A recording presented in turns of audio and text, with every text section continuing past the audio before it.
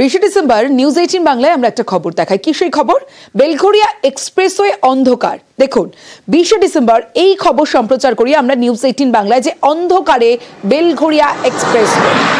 আর news 18 বাংলার খবরের জের আমরা খবর দেখাই, প্রশাসনের দৃষ্টি আকর্ষণ করি বেলঘরিয়া এক্সপ্রেসওয়েতে এবার বাতি স্তম্ভ মেরামতি করে সেখানে অন্ধকার ঘুচলো।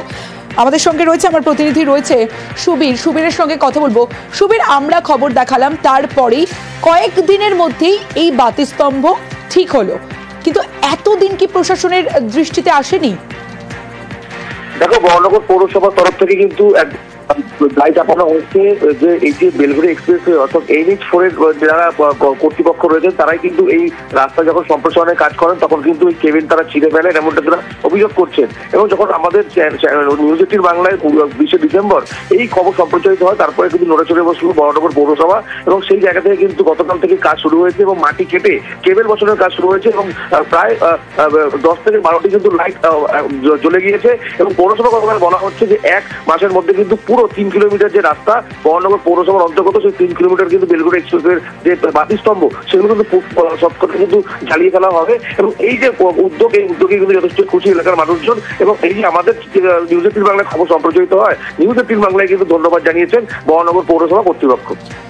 বেশ সুবীর, আপনাদের চ্যানেলের মাধ্যমে বারবার এটা ফোরকাস্ট হচ্ছে দেখে আমরা উদ্যোগটা আরো বেশি বাড়িয়ে দিলাম। কারণ হাইওয়েটা সাধারণ মানুষের যাতায়াত নয়, বড় বড় গাড়ি যাতায়াত করে, যার কারণে যে কোনো মুহূর্তে এই পাড়ার প্রতিবেশীরা রাস্তায় এপার ওপার করতে গেলে অসুবিধা হবে। আমাদের পৌরসভার পক্ষ থেকে ইতিমধ্যে 8-10টা লাইট জ্বলার মতো ব্যবস্থা করেছে, বাকিগুলো 8-10 দিনের মতো হয়ে যাবে। পুরো একদম 2.5 কিলোমিটার থেকে 3 কিলোমিটার যে রাস্তাটা আছে, পুরো রাস্তাটা জুড়েই আমরা কেবেলটা লেইং করছি এবং খুব তাড়াতাড়ি 1 মাস আমাদের টাইম লাগবে, কারণ এটা তো অনেক সময় সাপেক্ষ কাজ। মাটি ঘুরে কেবেল লেইং করে তারপর আমাদের সব কিছু ঠিকঠাক করতে হচ্ছে। 1 মাসের মধ্যে পুরো বেলঘরিয়া এক্সপ্রেসে পুরো আলোকিত হয়ে যাবে। দুদিন আগেই নিউজ 18 বাংলায় আমরা দেখিয়েছিলাম রাজপুর সোনারপুরের বাড়ি থেকে দেওয়াল থেকে তেল চুইয়ে পড়ছে এবং এটা একদিনের ঘটনা নয়, 1 বছর ধরে এভাবেই তেল চুইয়ে পড়ছে, এই খবর আমরা দেখাই। আর এবার তেলের খোঁজে গড়িয়ায় জেইউ, গড়িয়ার ফরতাবাদে যাদবপুর বিশ্ববিদ্যালয়ের বিশেষজ্ঞরা এবং রাজপুর সোনারপুরের বাড়িতে মাটির নিচে তেল। আর কি কি ইনফরমেশন, কি কি তথ্য উঠে আসছে জানাবে অর্পণ রয়েছে আমার সঙ্গে। অর্পণ, একদমই দেখো, ইতিমধ্যে এই ফরতাবাদের বাড়ি থেকে ONGC যারা সদস্যরা এসেছিলেন তারা সেখান থেকে নমুনা সংগ্রহ করেছেন এবং বাড়ির যে কটি অংশ থেকে এই তেল বেরোচ্ছে বলে তারা জানিয়েছেন, সেই অংশ থেকে প্রত্যেকটি আলাদা আলাদা করে নমুনা সংগ্রহ করা হয়েছে। এই নমুনা সংগ্রহের পর সেগুলিকে টেস্ট করার পর তারপরেই তারা জানাতে পারবেন যে আসলে এই তেল কোথা থেকে আসছে বা এটি তেল বা অন্য কিছু, সেটা তারা নিশ্চিত হতে পারবেন। ইতিমধ্যেই যেটা পৌরসভার পক্ষ থেকেও জানানো হয়েছে যে সমস্ত বিষয়টির উপরে তারা নজর রেখেছেন, যদিও এই বিষয়টি সম্পূর্ণরূপে দায়িত্ব দেওয়া হয়েছে ONGCর উপরে। তারা এই নমুনা সংগ্রহের পর তাদেরও যা নির্দেশ দেবেন পরবর্তী সেভাবেই সেই নির্দেশ পালন করা হবে। বেশ,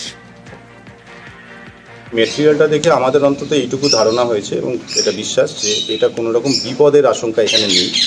এবং এই মূলত এটা ভেজিটেবল অয়েল, পুরনো ভেজিটেবল অয়েল, যে জন্য এই সেপারেশন দুটো লেয়ার আলাদা করে আমরা পাচ্ছি। ফলে বিপদের আশঙ্কা একেবারেই নেই, কিন্তু এটা সোর্সটা একটা বড় ফ্যাক্টর যে কোথা থেকে এটা আসছে। এবং সেইটা দেখতে গিয়ে আমরা একটা নির্দিষ্ট এলাকা চিহ্নিত করেছি, যেই জায়গাটা আমাদেরকে একটু খুঁড়ে সেখান থেকে দেখতে হবে যে সেখানে এই মেটেরিয়ালটা কোথা থেকে আসছে। দেওয়াল থেকে তেল বেরোচ্ছে, মেঝে থেকে উঠছে তেল, তেল জমে দেওয়ালে কালো ছোপ পড়েছে।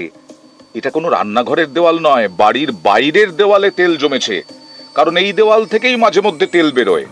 বাড়ির মেঝে থেকেও তেল ওঠে বলে দাবি। পরিবারের দাবি 50 বছর আগে দক্ষিণ 24 পরগনার সোনারপুরে এই বাড়ি তৈরি হয়, আর প্রায় 2 বছর ধরে বাড়ির একাংশ থেকে তেল বেরোচ্ছে।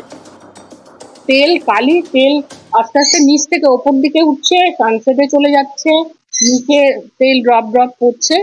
এবার ব্যাপারটা যে কি হচ্ছে কিছুই বুঝতে পারছি না। কালো বার্নের মতন হচ্ছে, এটা কি থেকে হচ্ছে আমরা বুঝতে পারছি না, হয়ে যাচ্ছে সমস্যা আর কি।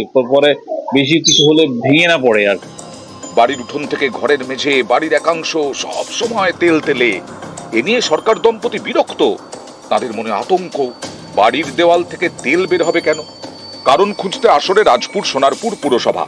আমরা তদন্ত করে দেখলাম যে বিষয়টা খুবই স্পর্শকাতর, এবং সেই কারণে আমরা ওই যাদবপুরের জিওলজিক্যালের ডিপার্টমেন্টে আমরা পাখি, আমরা আশা করবো বিষয়টাকে আমরা সমাধান করতে পারবো। প্রাথমিকভাবে মনে করা হচ্ছে এই তেল দাহ্য নয়। সোনারপুর থেকে অর্পণ মণ্ডল, নিউজ 18 বাংলা।